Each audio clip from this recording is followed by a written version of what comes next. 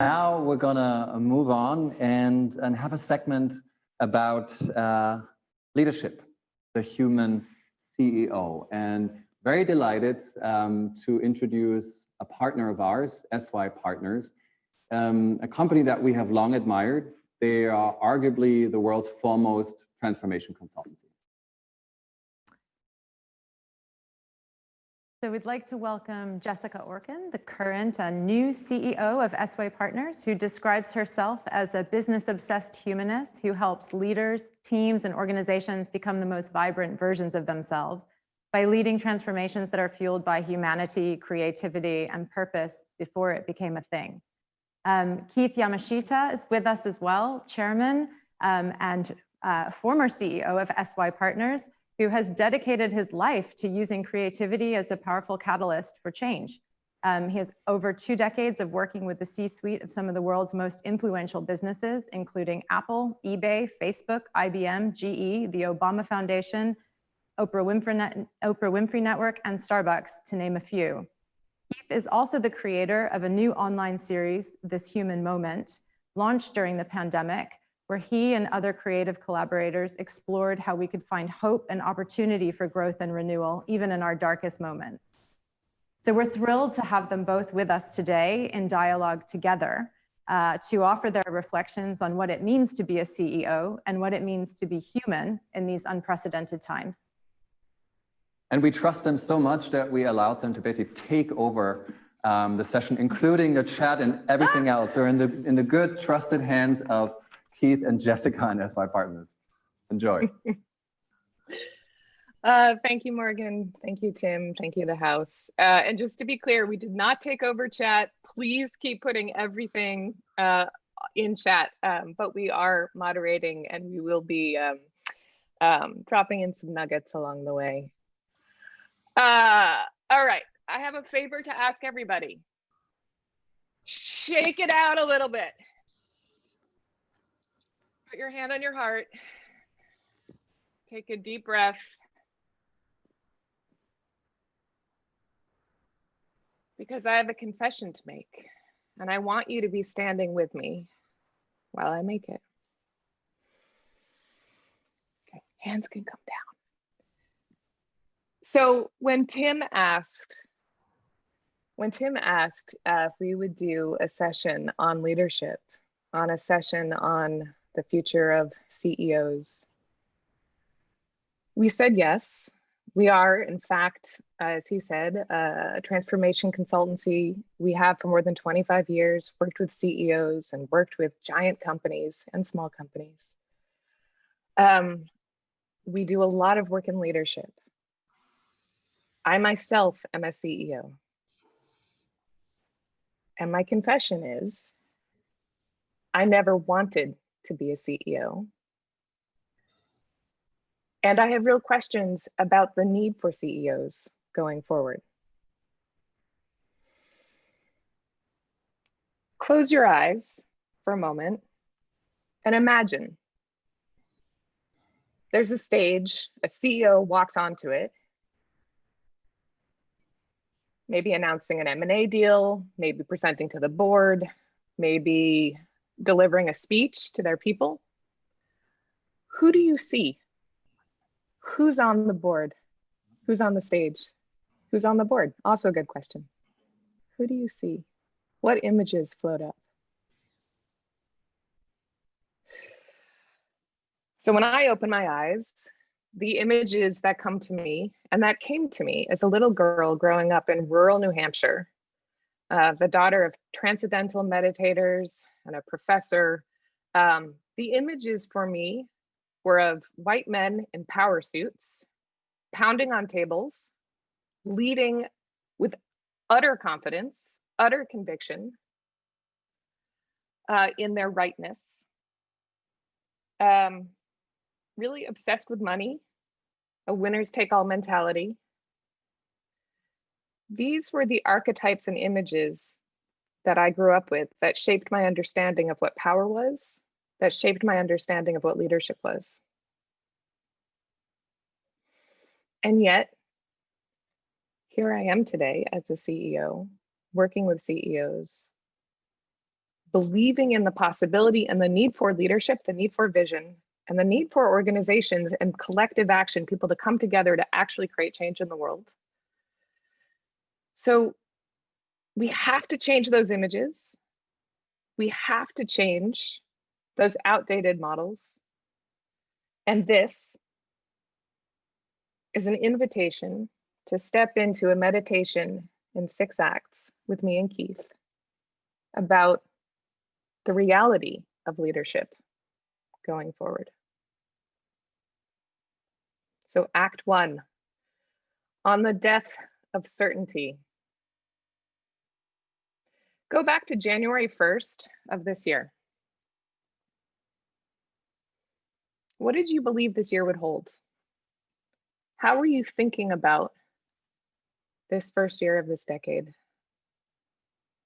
For me, I was just stepping into the role of CEO at SYP. It had been a long, meticulously curated and planned transition.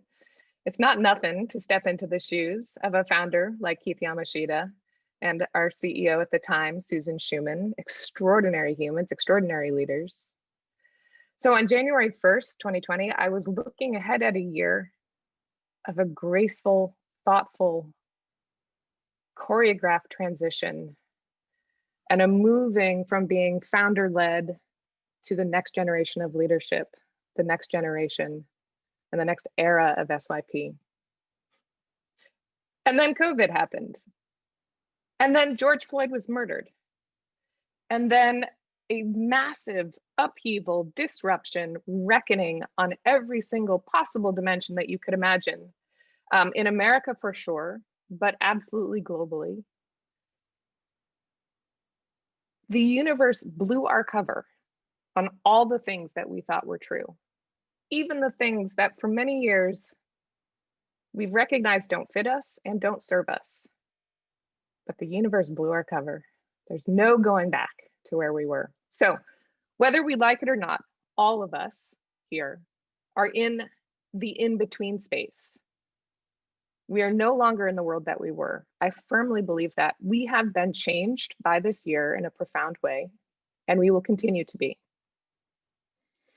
We are in a liminal space, and it is in the liminal space that the old power structures get destabilized, the old rules lose their potency, where cultures and conversations come into contact with one another like they haven't before, where hybridity becomes possible and emergence and newness becomes possible. It is in the space where the previously impossible and the previously undreamed finds form. This is where we are, and this requires all of us to move together through this and to treat one another with a little bit more gentleness as we do it. Interestingly, a lot of that, how I see the liminal space and the moment that we're in now, is actually the words that I would use to describe SYP. When I found my way into SYP, or when SYP found me almost 8 years ago, I recognized in SYP a community of thinkers, of makers, of designers, of artists, yes, even management consultants, who operated in the in-between space. They operated in the space, they were working to transform the world of business while operating within the world of business. But they did it differently. They led with asking questions. They led with challenging paradigms. They led with listening, with creativity, with bravery. And it's all of these things that continue today, and that I also see so deeply in my friend, mentor, Keith Yamashita, who I invite to take the stage with me. Wow. I think I joined this conversation. Do any of you sometimes feel like a misfit, that you don't fit into the classic labels, that you don't have the right grooming or the right background? I grew up as an Asian kid in an all-white school district. I was a gay kid in mostly a straight world. And I think my entering of the realm of business was as an other. And so the founding of SYPartners was place to try to create a safe haven for all of us misfits. And I think what is turning out in business right now is that the misfits are now included as part of the whole, and that together we walk into the world together. Let's get to our second act, on this topic of what I would call universal grief. So as leaders and managers and team leaders, certainly before COVID, there was always someone in your stead where something was going wrong. A divorce, a tough diagnosis, a sick parent, a sick kid. But as leaders, we often treated these things as anomalies. We have, employee assistance programs or ways to deal with these anomalies. And of course, boom, COVID hits. And COVID rips open what is really the real truth of being human and being a leader today, which is that you have to really understand that you start first in every organization with a base of suffering. And this era, but I think it's truthfully going to be known in all eras, is meeting that sadness, that burnout, that trauma, and leading in a very different way. We have been cogitating on this point quite a bit, and this diagram, I think, helps us get our head wrapped around it, that we have entered an era together of trauma, of reckoning, of deep hurt and deep harm. And we are going through the navigation of that. Somewhere in here, what happens is we have an ability to choose not just post-traumatic stress or post-traumatic trauma forever, but there is a moment in here where we can actively choose renewal, to use this period as a time of deep growth. So what changes about leadership? So Jessica and I have been talking a lot about this, and I came across a photo I took of a park that was filled with benches that worked this way. I think we're starting to see that real leadership is you as a leader sitting in one bench looking one direction, and your colleague sitting on the other side of the bench looking another direction. She might be seeing the future and you the past. You might be seeing the problem and she the solution. Your job as a leader is this complicit conversation between these two sides, and this leadership is rarely hierarchical anymore. It's the constant comparison, a co-sensing of worldview. And so if you start to understand that trauma, reckoning, burnout is the base, we then approach every conversation, every decision, every setting of vision, every celebration of accomplishment, more in this configuration, like these two chairs. Jessica, please. The turning towards that Keith was sharing with us is also being accompanied with a turning inward. So I would agree with Alan Murray and team from before, in that the conversations with CEOs are in fact radically different right now than they were a year ago. There is, if before the conversation started with strategy, started with even vision, started with what is the impact we want to make, started with what do we need to deliver and how do we do that? How do we increase growth? The conversations today are starting with a deeper interrogation of the why. What is my role as a leader? What is the role of my organization? Who do we really serve? But then keep going. It gets into what are the aspects of my leadership that are replicating the harms and hurts of the past? What are my blind spots? Should I actually be leading this thing? And you're starting to see people actually stepping aside and inviting others in and shifting the management models to really shift up who are the voices and who has the control of these organizations. Weak signals of the future, but signals, I think. I'll build on that. So much of the time, we think of our role as leaders as directed outward. And I think in this era, in order to do that hard work, you have to go inward much more deeply to ask these questions, Jessica, that you're talking about. And I get great inspiration from the psychologist and organizational transformationalist Gail Young White, who said, to do the work of modern leadership, we have to drink from a much deeper well, whether that's the beautiful question, the morning walk, the deeper poetry, the reading of history, or just simply sticking with a workout regime where you can clear your mind. But she says, when we drink from a deeper well, we're able to dig into the questions that matter most for our own performance as leaders. We're not able to grow on a question we're not willing to ask. To that point, let us drink right now from a deeper well, and let Jessica and I share with you a poem from the poet David White. Put on your headphones if you can, you'll hear it better.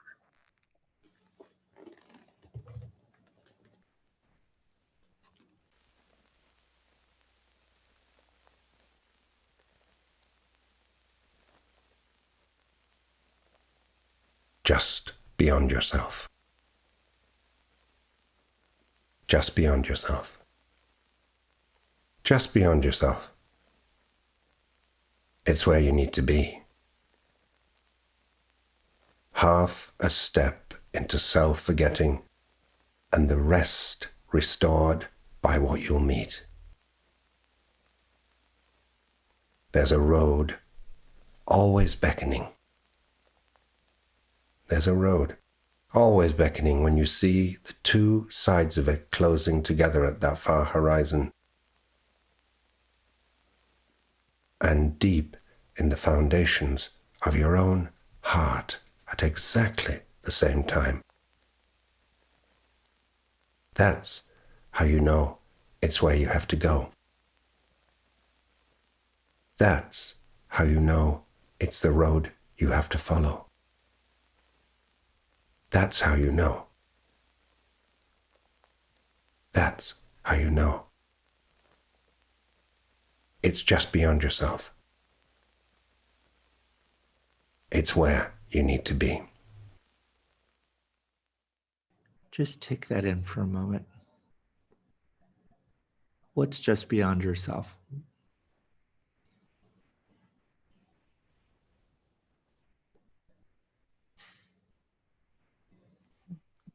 The simple question of asking what is beyond your own cognition, what's beyond your own self-narrative. And our narratives are always at the center of our own narratives, and what part of your narrative is no longer serving you? Can you get rid of that part of your narrative?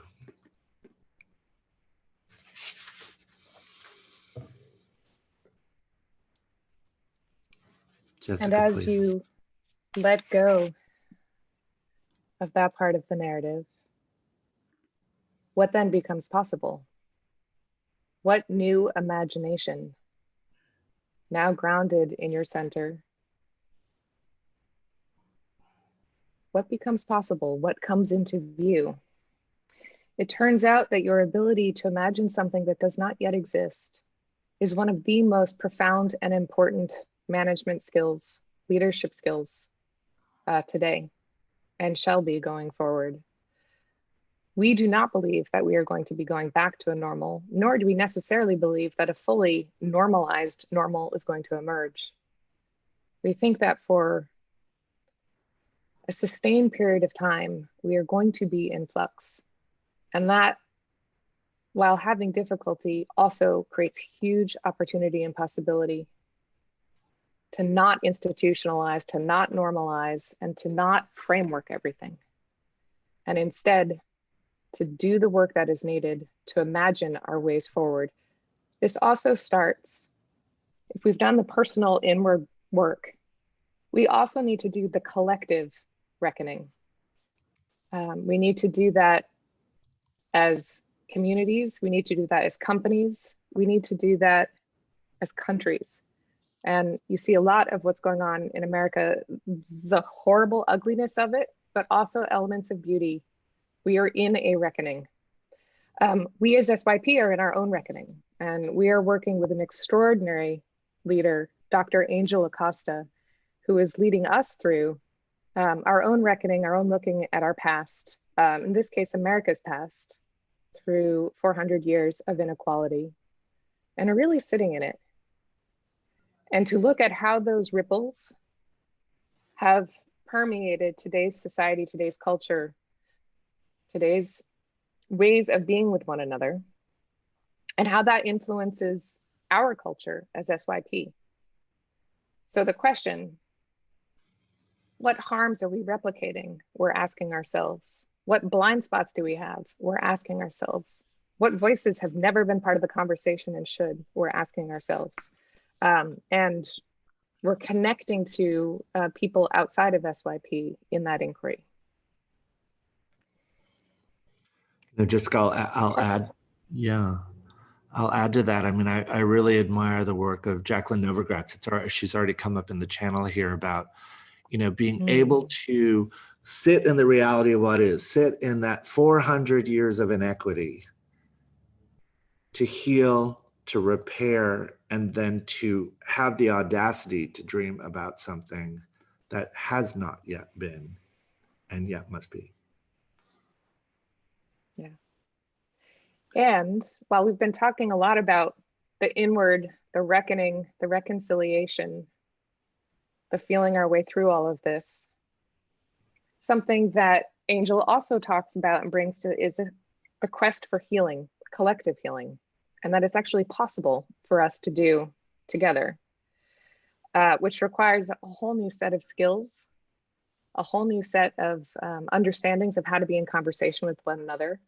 It may also require some new policies and employment practices. We are geared to a system that is so radically outdated for the people that we are today and the people that we are becoming, and it needs to catch up.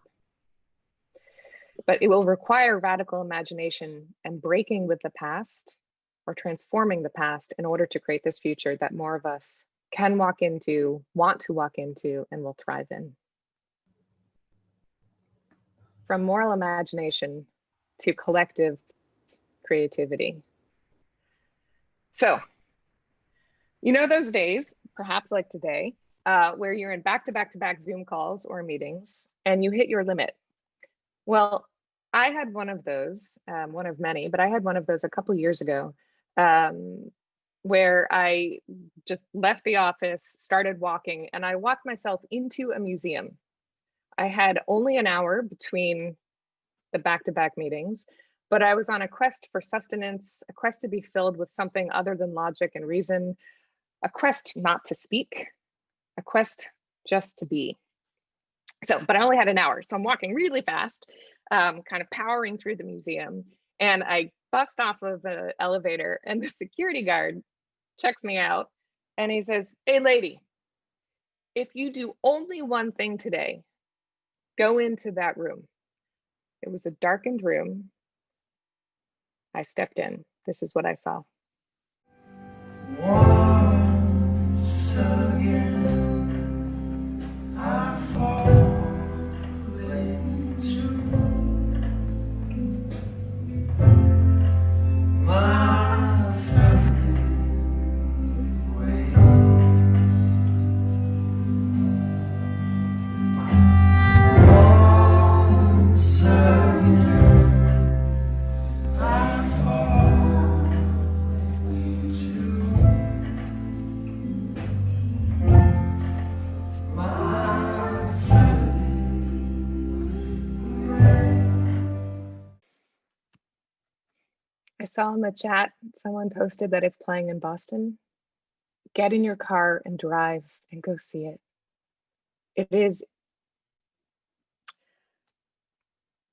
There's a part of me that has never left that room. And there is a part of that room that has never left me.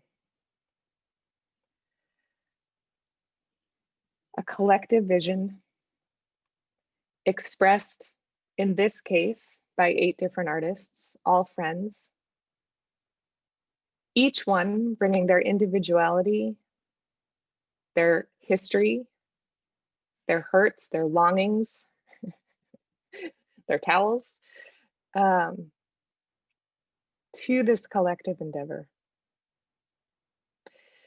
For me, it is a beautiful thing to hold on to as the myth, as Joseph Campbell's myth, as the myth of the solo hero shatters.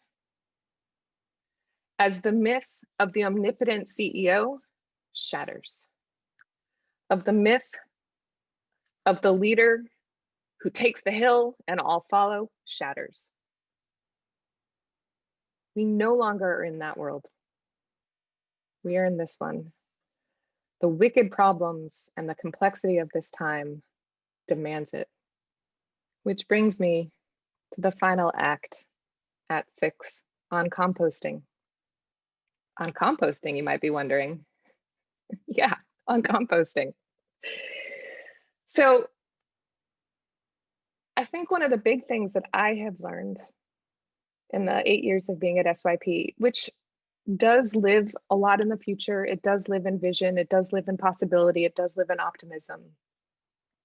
One of the things that I've learned is that you cannot actually just throw the past aside. You have to hold it, you have to reckon with it, you have to rumble with it. You have to create the conditions around it for it to transform into what it can become. I was introduced to the concept of composting by Dr. Bayo Akamalafe by way of Angel Acosta. And please, please, just like going and seeing the visitors, go and check these 2 out. We're putting it in chat. So when I was introduced to the concept, it immediately touched me. It resonated, but I actually didn't understand it. And then I started looking around and started seeing it everywhere. For instance, our artists and storytellers have led us in the act of composting. So here we're seeing Picasso composting Velázquez. He's rolling around in the traditions and the histories of the past, but he is giving them the space to find new form. And he did this particular Las Meninas something like 43 times, different aspects of it, playing with it, pushing it for an entirely new form, an entirely new set of meanings, an entirely new relationship to power to emerge. But you also see it in music, you see it in jazz over and over again. And one of my favorite authors and one of my favorite books, Americana, so Chimamanda Ngozi Adichie beautifully composts the American narrative and the American myth. She sees it with outside eyes and lets us see it anew, all of us, so that it can be invented anew. So my last wish for us as we close this session actually comes from Dr. Bayo Akamalafe. He wrote these words at the very beginning of 2020, but they resonate and hold just as much true right now. So I wish this for all of us. May this decade bring more than just solutions, more than just a future. May it bring words we don't know yet and temporalities we have not yet inhabited. May we be slower than speed could calculate and swifter than the pull of the gravity of words can incarcerate. And may we be visited so thoroughly and met in wild places so overwhelmingly that we are left undone. Ready for composting, ready for the impossible. Keith and I invite you, invite us, this community, this house, to keep going, to accompany one another into the wild places, to do the work of composting, and to imagine together the impossible. Enter the space of liminal leadership. Build the skills, challenge the skills, compost the skills. But let's keep going. Thank you. Wow, thank you so much, Jessica and Keith, for this beautiful conversation. And I should add that we're very, very happy that we'll be partnering on launching a new series tentatively titled The Human CEO that will deepen this conversation and explore a new concept of leadership over the next months or so. Thanks very much. And what's next?